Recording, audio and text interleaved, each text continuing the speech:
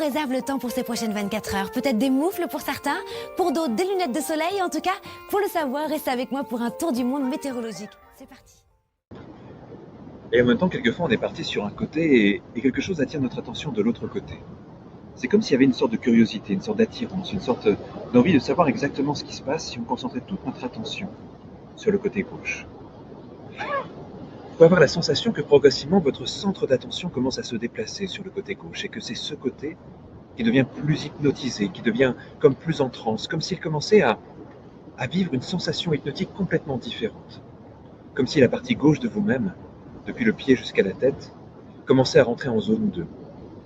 Et c'est juste une partie de vous-même qui sort de la zone 1 et qui va dans la zone 2. C'est juste une partie de vous-même qui commence à modifier son état de conscience, qui commence à ressentir les choses différemment.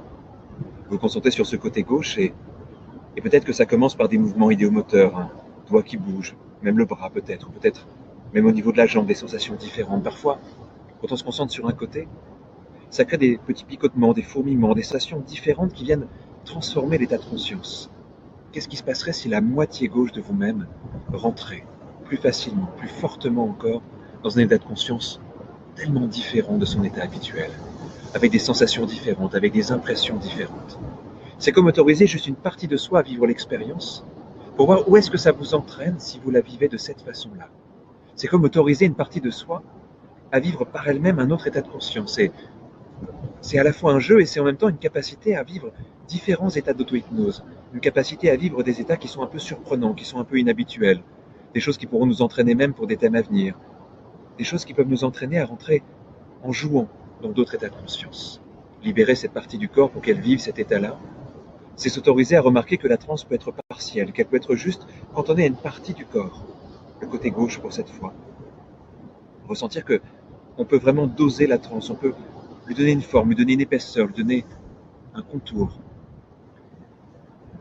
Et un peu la sensation qu'on a dans son lit le matin, quand on a dormi toute la nuit, que le corps a été bercé par les rêves, les cauchemars, les idées, dans un confort plus ou moins apparent, même s'il a été passager. À un moment donné, il s'agit de quitter cette sensation et de se lever. Alors, qu'est-ce qui fait que le matin on se lève? Est-ce que c'est une voix familière? Est-ce que c'est une voix de l'absolu qui nous demande d'aller chercher quelque chose? Est-ce que c'est peut-être la promesse de bonheur d'une journée, d'une rencontre? Est-ce que c'est au contraire le son d'un réveil horrible? Mais à un moment donné, on quitte cette sensation qui nous endormait, qui nous assourdissait, qui nous abrutissait, et on a envie de se lever, d'aller vers l'avant. Et l'avant, il est légèrement à droite. Légèrement à droite parce que tout le corps penche vers la droite. Il y a cette idée de force, cette idée d'élan. Et je ne sais pas comment c'est pour vous quand il y a un élan qui se crée à l'intérieur du corps. Souvent, ça part du côté droit. Alors, ce qui est paradoxal, c'est qu'on dit que le côté droit est le plus fort, et pourtant c'est l'inverse chez les gauchers. Et pourtant, est-ce que dans le côté le plus vulnérable, ce ne serait pas là que se cache la force aussi? Alors pour ceux qui sont à la fois forts à droite et puis vulnérables de l'autre côté, eh ben ça s'amplifie quand même. Ça s'amplifie quand même. Et de prendre conscience de la manière dont toutes ces sensations de réveil, d'émerveillement, d'aller vers, de découverte, font aller tout le côté droit du corps vers un nouveau mouvement, vers un nouveau changement. Alors ça peut être vers l'avant pour certains, ça peut être vers la droite pour d'autres. L'important c'est que ça penche, c'est que ça bascule, c'est que ça bouscule, c'est que ça fasse voyager à droite. Parce que finalement c'est du côté droit, de ce côté droit-là, on fait le premier pas vers quelque chose de nouveau, peut-être quelque chose que vous n'avez jamais encore expérimenté. Et la transe va continuer, mais encore une fois de l'autre côté, comme si c'était une transe par alternance, quelquefois à droite, quelquefois à gauche. Cette fois, c'est sur le côté gauche que se porte toute votre attention à nouveau, comme si ce côté de vous-même était un endroit où la transe hypnotique pouvait se créer avec encore plus de facilité, comme si c'était un endroit de vous-même où la transe pouvait s'amplifier avec plus de liberté. Parfois, on se concentre sur une zone, sur un endroit de nous-mêmes, et on a l'impression que ça devient le centre de notre identité pendant quelques instants, pendant quelques minutes. Entrer en transe de ce côté-là, c'est laisser tout le côté rationnel, habituel de côté, partir très très loin, partir dans l'imagination, partir dans un monde onirique. C'est partir dans une direction et se demander jusqu'où on peut aller dans cette direction. Ce côté gauche de vous-même, qu'il soit plus engourdi, qu'il soit plus léger, qu'il soit plus diffus. Parfois même, on en perd un peu les contours, comme si les limites habituelles du corps étaient un petit peu retravaillées, peut-être qu'elles pourraient même disparaître.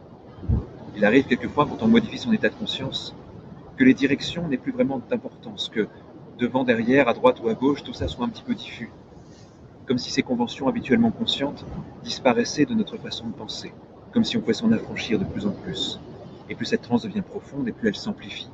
Et puis à chaque phrase, à chaque suggestion, vous allez plus loin dans cette expérience, plus vous pouvez avoir cette sensation de vous affranchir des limites habituelles de la pensée, des limites rationnelles, des limites de la réflexion, pour aller vers quelque chose de beaucoup plus libre, de beaucoup plus rapide aussi. Des associations d'idées, comme dans les rêves, des sensations quelquefois de très grande présence. C'est toujours dans cette direction que ça va, et en même temps, c'est comme si tout ça n'avait plus vraiment d'importance, c'est juste une transe.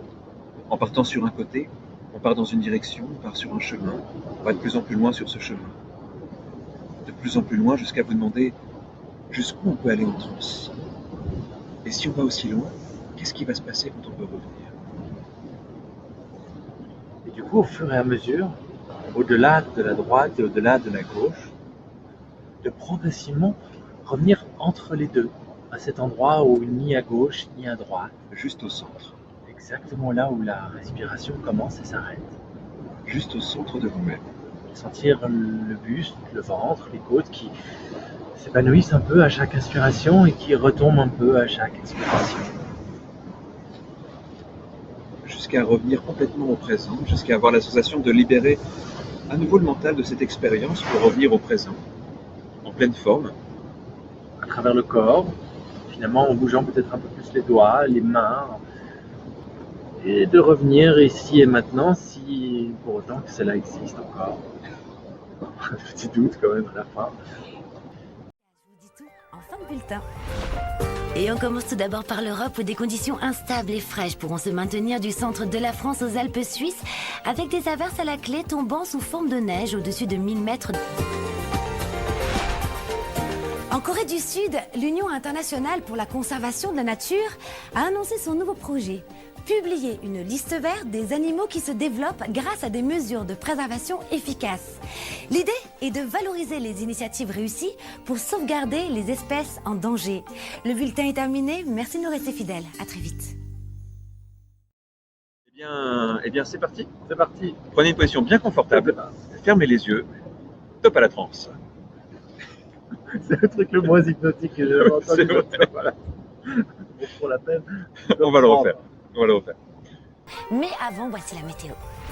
Il fera froid sur la quasi-totalité de l'Europe. Seul le sud du Portugal ou la Crète pourront prétendre profiter de températures plus clémentes. Dans le détail, on prévoit moins 4 degrés à Budapest, 9 degrés sous le soleil à Rome et 0 degré tout juste à Bruxelles.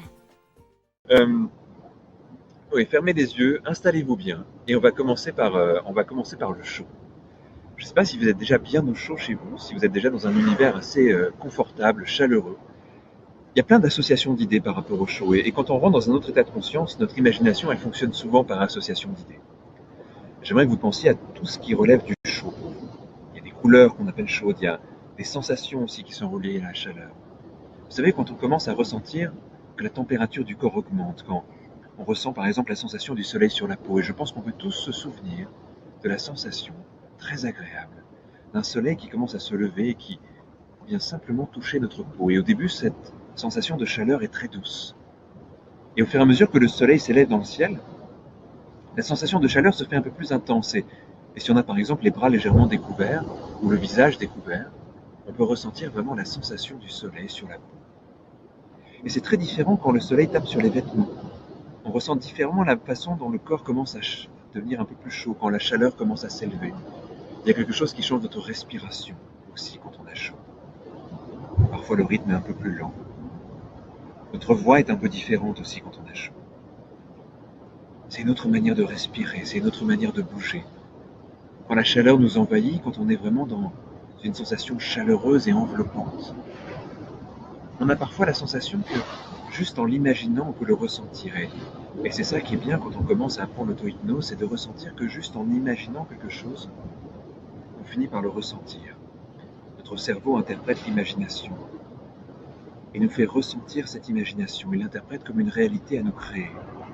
Et plus vous repensez à la chaleur, plus vous avez des images de chaleur, plus vous avez des sensations de chaleur qui vous viennent, plus votre cerveau s'amplifie, amplifie cette réaction, vous l'amplifie de plus en plus jusqu'à ce qu'elle devienne extrêmement présente. Et quand on se concentre sur les sensations du corps, sur ce qu'on aime, sur ce qu'on n'aime pas, sur la manière dont on est touché, à différents endroits du corps, par le chaud, par le froid, on se souvient sans doute aussi, en parlant de souvenirs, de tous ces moments agréables où on s'est retrouvé dans des endroits un peu trop confinés ou un peu trop chauds. Ou lors de ces après-midi ensoleillés, on avait envie de rafraîchissement. La sensation d'avoir bu quelque chose de frais, d'avoir senti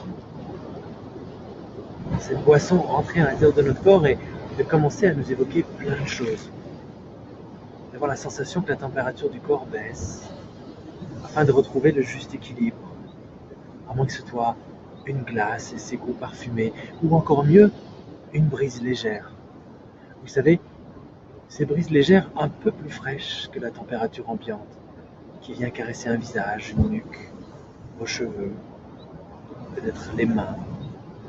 Et de tout ce que ça crée, il suffit qu'une partie du corps soit en contact avec quelque chose de plus frais pour que la sensation se transforme et se transmette à différents endroits du corps, comme si tout le corps était connecté, appelé par cette sensation de fraîcheur, comme si tout le corps se languissait de retrouver la température idéale et donc se laisser bercer par cette sensation de fraîcheur.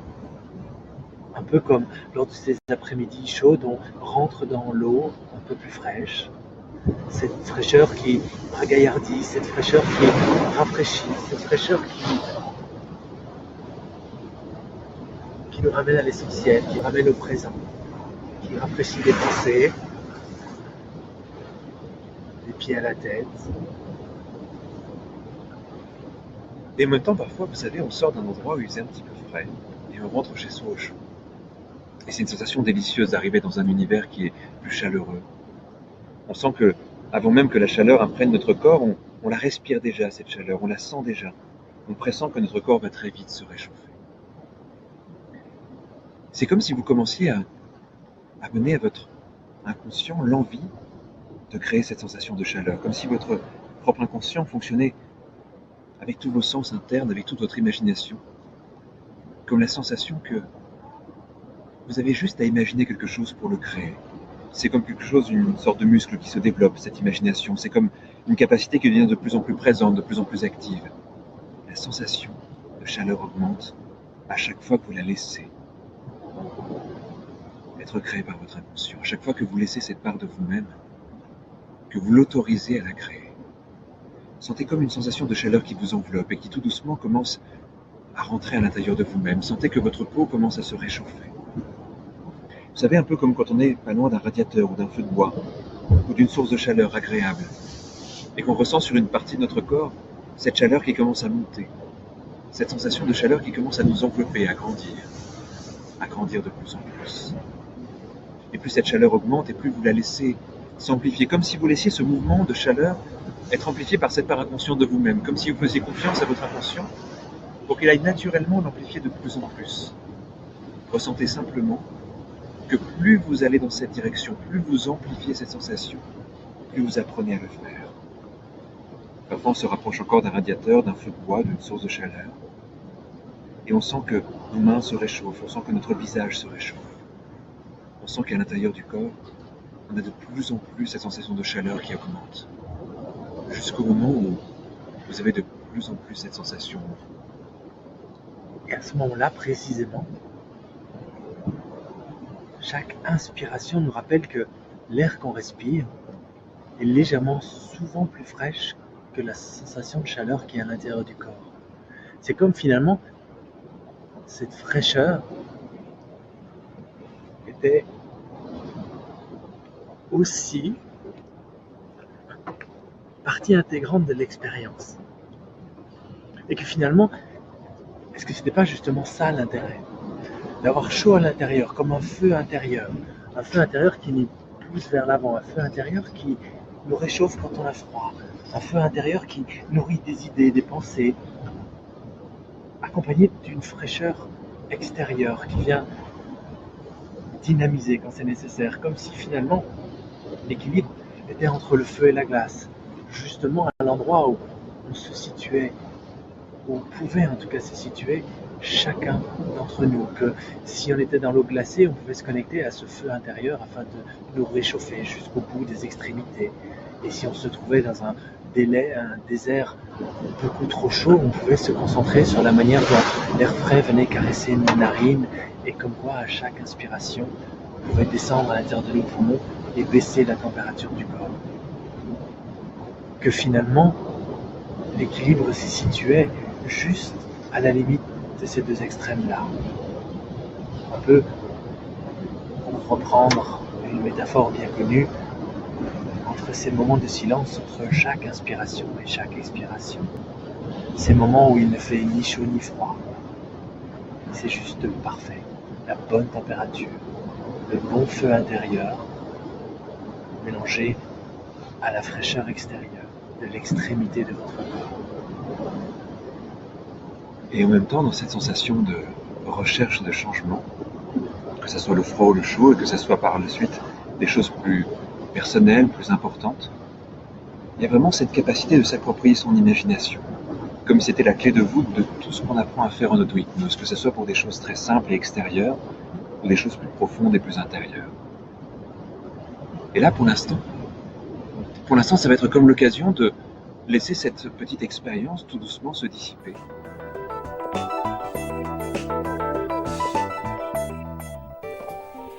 Un nouveau défi attend nos chers casques bleus. Lequel est-ce? Vous le saurez en fin de bulletin, mais avant, je suis sûre que vous avez hâte de connaître le temps qu'il fera dans votre région, alors c'est parti.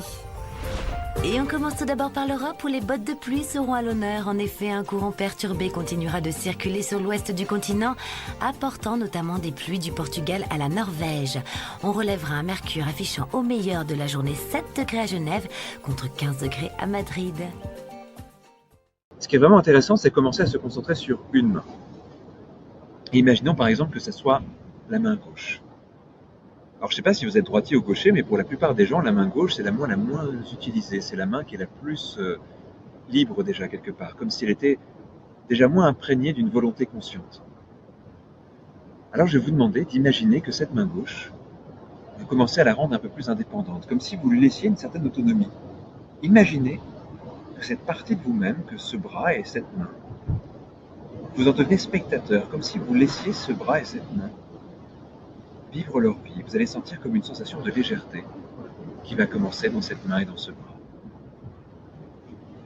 En regardant, en discernant comme ça, en discernant les sensations de votre main gauche, de votre bras gauche, vous allez avoir comme la sensation que cette main et ce bras sont plus légers.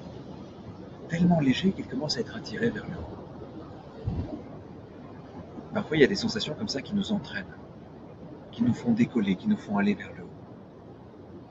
Cette main, ce bras, ça devient de plus en plus léger.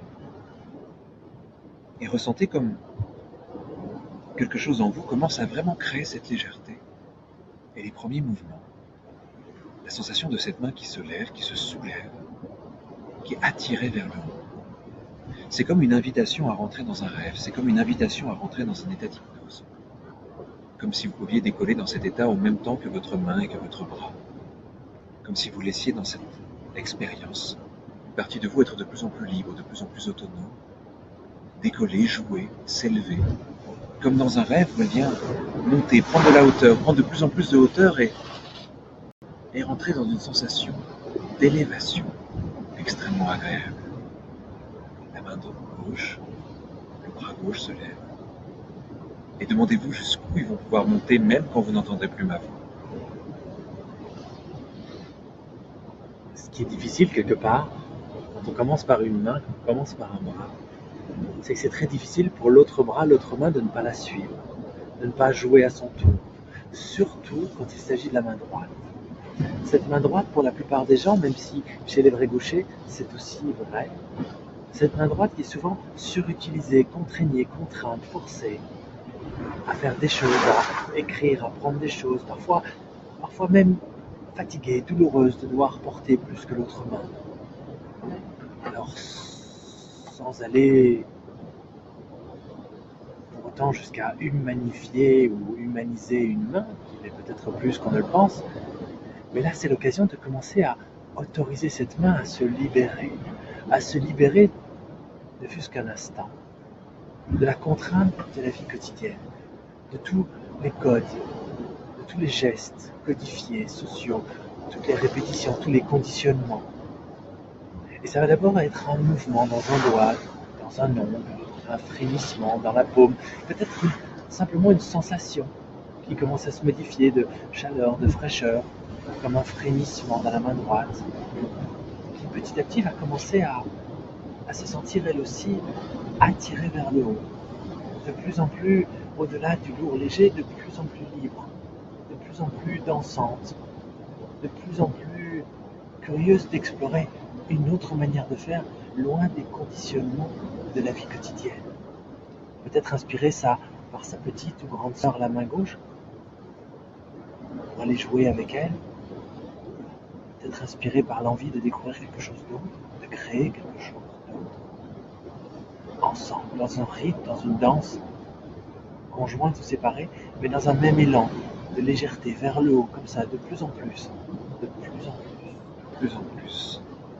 De plus en plus comme si c'était le début d'une aventure, d'une histoire. Les mains s'autonomisent. La main gauche, la main droite, elles montent.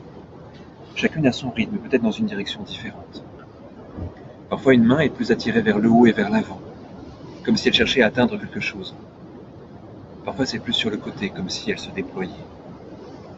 Sentez que ces parties de votre corps, ces deux bras, ces deux mains, deviennent presque indépendantes, comme si elles étaient de moins en moins reliées à quelque chose qui relève de la conscience, de la volonté, de la pensée. C'est comme si elles étaient autonomes. Ce bras gauche, cette main gauche qui commence à chercher, à partir, peut-être à dessiner quelque chose, comme si une certaine forme de liberté, et peut-être ressentez presque la joie de cette partie du corps d'être enfin libérée de tout ce qui d'habitude la contraint. La joie d'une partie du corps d'être enfin autonome, de pouvoir diriger et avoir sa propre volonté. Sentez que comme vous la libérez de plus en plus, cette part de votre corps peut profiter de cette liberté. Ressentez ce que ça change. Imaginez la sensation que ça peut être d'arriver enfin à une perception très libre, très autonomisée de ce qui est en train de se passer. Comme si vous étiez juste à l'écoute de chaque sensation et de cette sensation qui s'amplifie de plus en plus pour voir jusqu'où ça pourrait aller cette sensation-là. Et ça monte encore un peu plus.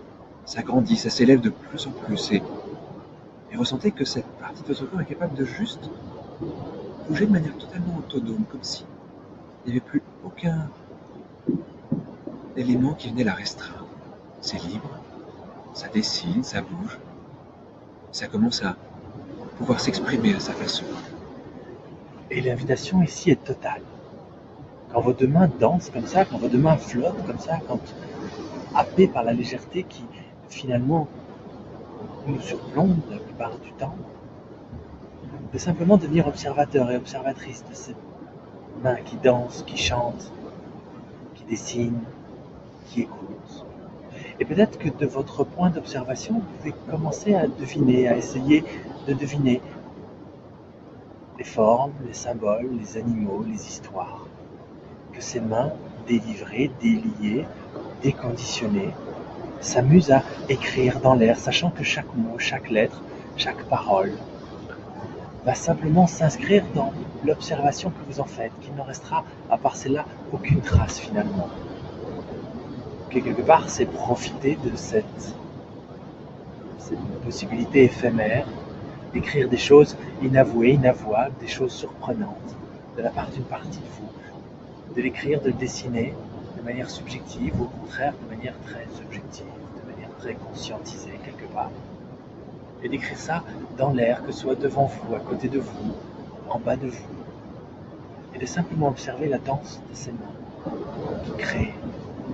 qui créent bien au-delà des conditionnements habituels, dans une danse effrénée qu'on peut associer à moult de couleurs, des notes, comme si chaque geste pouvait se transférer en sensations électrifiées, sensations agréables, sensations délirantes à travers le corps, comme si un geste pouvait s'inscrire dans l'air comme imprégné d'une couleur, d'un son, que les sons et les couleurs se mélangent, que les mots prennent des formes, qui racontent des histoires, à vous, tout spécialement.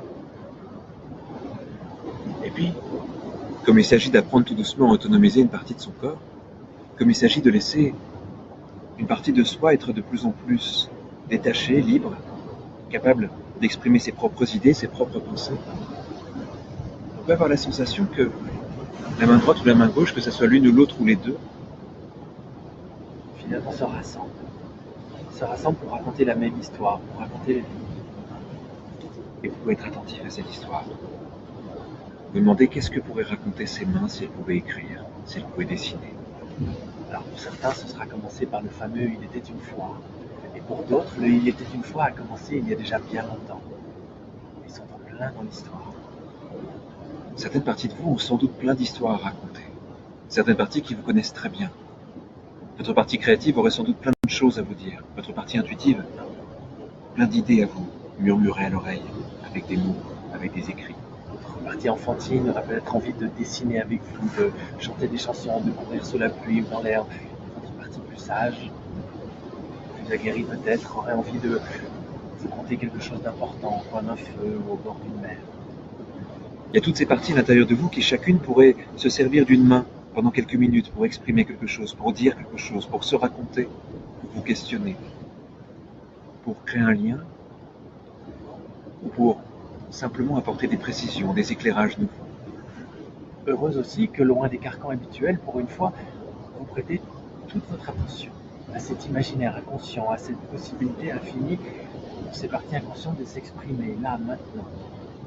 Demandez-vous quelles sont toutes les histoires qui existent à l'intérieur de vous et que vos mains pourraient raconter si vous les laissiez suffisamment libres pour ça. Et qu'il n'aurait plus besoin de passer par des sensations agréables ou désagréables, mais inécoutées, mal comprises, des sensations dans le corps. Et que là, pour une fois, à travers un dessin, une peinture, une musique, une mélodie, un mot, une histoire,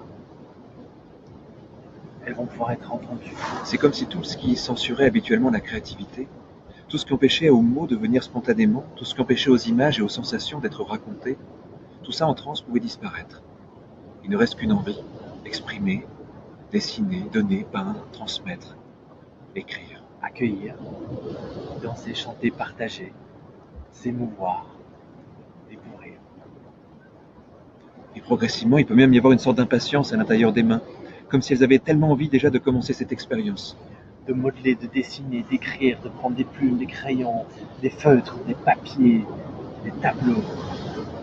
Comme si vous ressentiez au plus profond de vous-même cette capacité à créer, à donner, qui est en train de tout doucement s'éveiller, se réveiller, s'amplifier à chaque suggestion, comme une sorte d'impatience qui devient grandissante.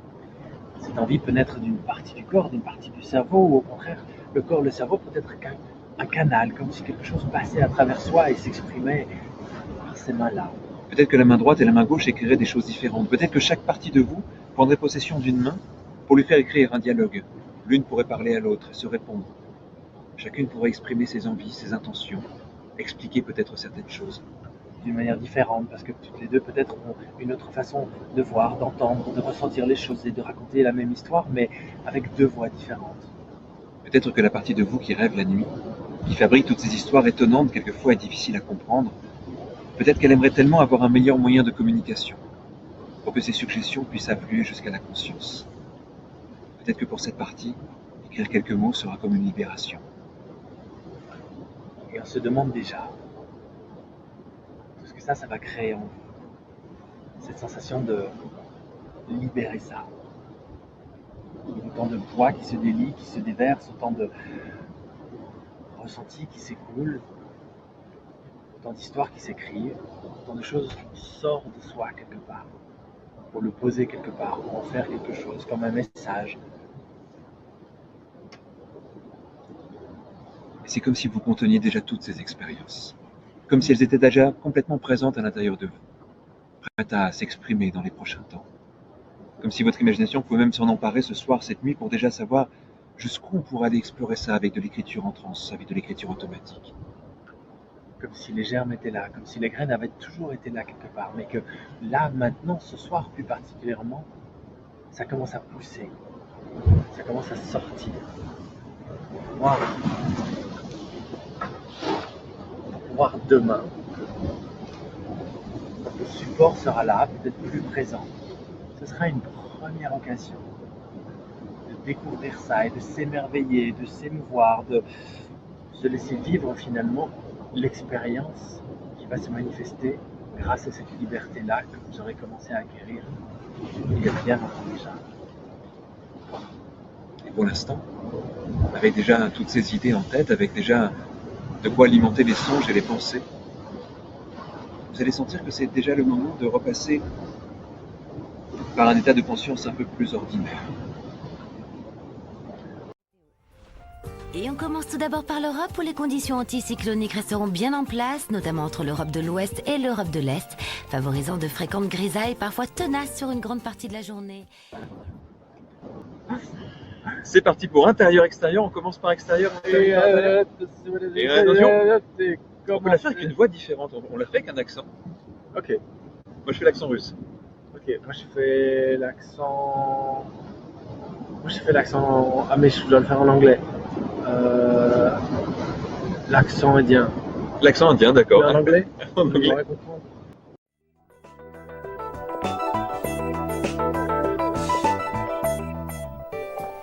Bonjour à tous, ça vous dit de voyager et de vous évader le temps d'un petit tour planétaire?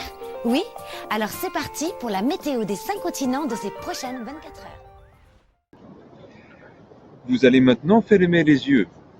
Prendre position du corps totalement immobile. Immobilité très importante pour l'état d'hypnose. Pour commencer cette expérience, je vous suggère la dissociation. Vous allez prendre le recul par rapport à votre corps. Imaginez que vous regardez votre corps de l'extérieur. C'est votre corps, mais vous êtes à l'extérieur. Imaginez que vous prenez du recul par rapport à votre corps. Vous le regardez de plus en plus loin, comme s'il était comme petite chose éloignée, petite chose très éloignée. Votre corps est de plus en plus lointain. Et cette distance commence à créer une sensation d'hypnose de plus en plus profonde, comme si vous preniez tellement de recul par rapport à vous-même, que votre corps, vous pouviez le laisser très au loin, comme ça.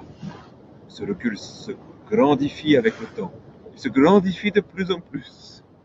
Et vous avez l'impression de sortir de vous-même.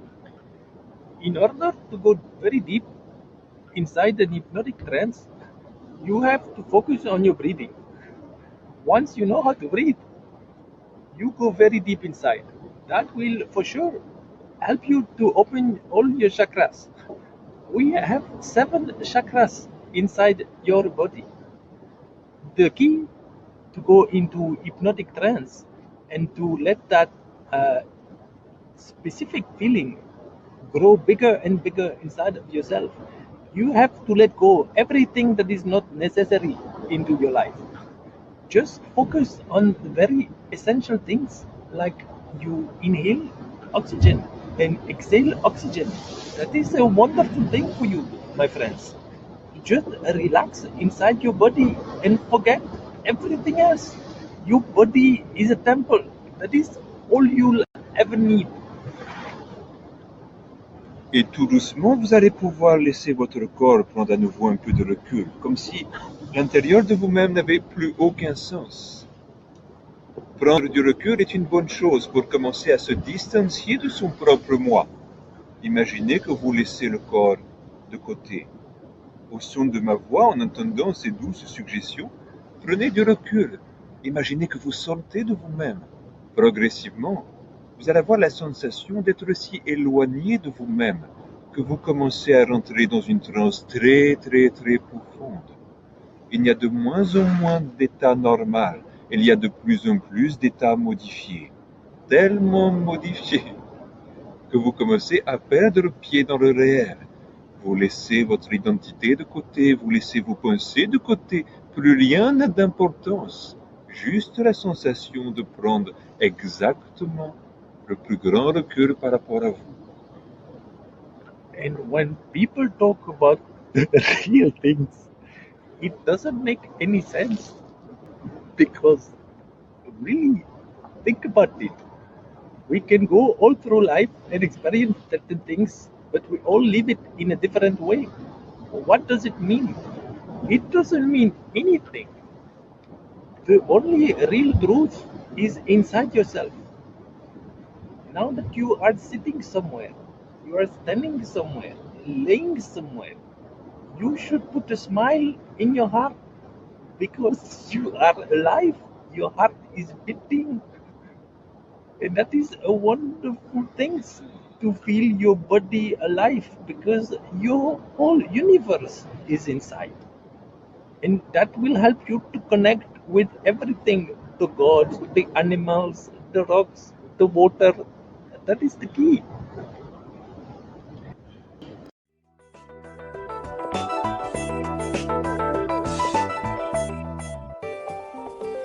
Le beau Leonardo DiCaprio a toujours des projets aussi titanesques quand il s'agit de protéger la planète. Je vous dis tout en fin de bulletin, c'est promis, mais avant, voici la météo. Après le Proche et Moyen-Orient, mettons-nous au parfum asiatique. Leonardo DiCaprio milite pour l'Antarctique. L'acteur appelle à la création d'un sanctuaire marin pour protéger des milliers d'espèces. La région abrite de nombreux manchots, phoques et baleines. S'il est approuvé, ce sanctuaire couvrirait 2 fois la surface de l'Inde et serait le plus grand sur Terre. Comme si nous avions besoin de cette info pour être folle de lui.